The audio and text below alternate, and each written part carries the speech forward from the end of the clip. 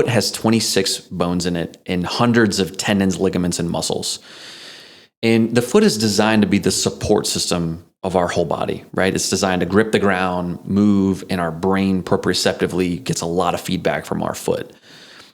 However, a lot of times the way we treat the foot in terms of footwear is if we treated our hand like this, I think you'd think I was crazy. So if you took your hand and you wrapped it really tight with tape, right? And then you put a cushion in there and you were like, I don't want the cushion's going to help a little bit.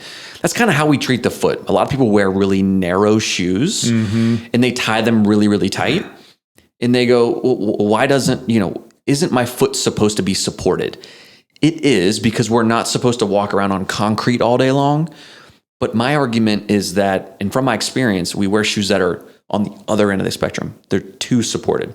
So there's two factors that I look into when I'm looking at someone that has plantar fasciitis.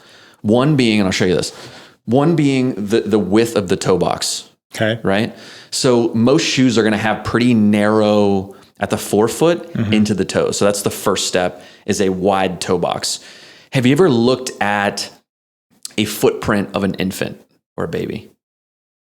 Not outside of the little one we do for like the ornament to give like the grandparents and stuff. Next time you see one of those, look at it. The widest part of the foot is the toes. It's not the midfoot. What happens is when you wear shoes that narrow as you go down, you've seen people with those bunions and their toes are all, boom, they're jammed together. You ever seen a picture of LeBron James' foot? That's a weird question to ask another guy. No, I haven't actually.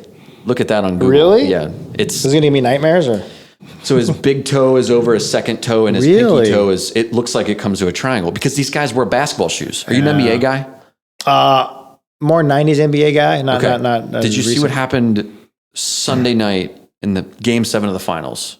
No, I didn't. So I don't watch the NBA, but I saw this all over my feed. There has been still got my shoe off here. There has been in the past 10 years, the NFL and NBA has seen a double occurrence of Achilles tendon rupture in sports. And I talked to you about why I think the wide toe box is important. There's a second thing that's important on these that I think has to do with that. And that's the fact that it is a zero drop, meaning the toe and the heel is at the same height. Most shoes that we wear have some sort of millimeter lift to them, right? If you think about a high heel, it's a pretty easy explanation.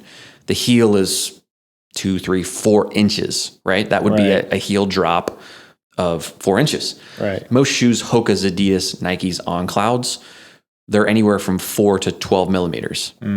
It's nothing. Over time, it shortens all that tissue, right? So if you think about a lady in a high heel, the calf is shortened, the Achilles tendon is shortened, the plantar fascia is shortened. So why I like putting patients in a zero drop shoe. Now at the beginning, it's stretching all that. When they first put the shoe on, it's stretching all of that. So they're like, oh, I don't know if I like this. Once their foot gets used to that, it actually puts all of that structure at the right length.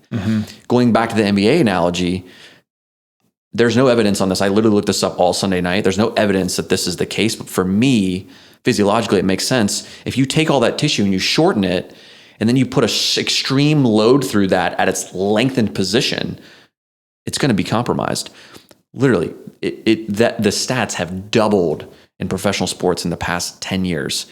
Really? And what other reason that I can't think of any other reason of why this would happen? What is your thoughts on this? Yeah, that's interesting. With a plantar fasciitis in particular, I'll usually recommend some kind of at least cork insole. I usually say like a Birkenstock or something that's pretty stable and solid. And that doesn't help everybody though. So I'd certainly be open to, I don't really know a lot of preventative measures for plantar fasciitis. The thing about plantar fasciitis is not only is it shortened, but it's also weak. And that's where most patients go wrong, is they are stretching. That's half the equation. The other half of the equation is strengthening.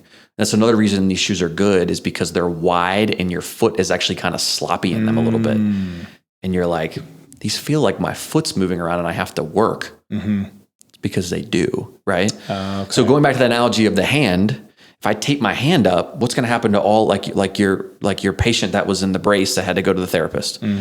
Put them in the brace, all of that tissue becomes sort of immobile and it's got adhesions and it doesn't work the way it should. That's how it is with our foot when we wear conventional footwear. It's not 1 year of wearing this. It's 3 decades of wearing this.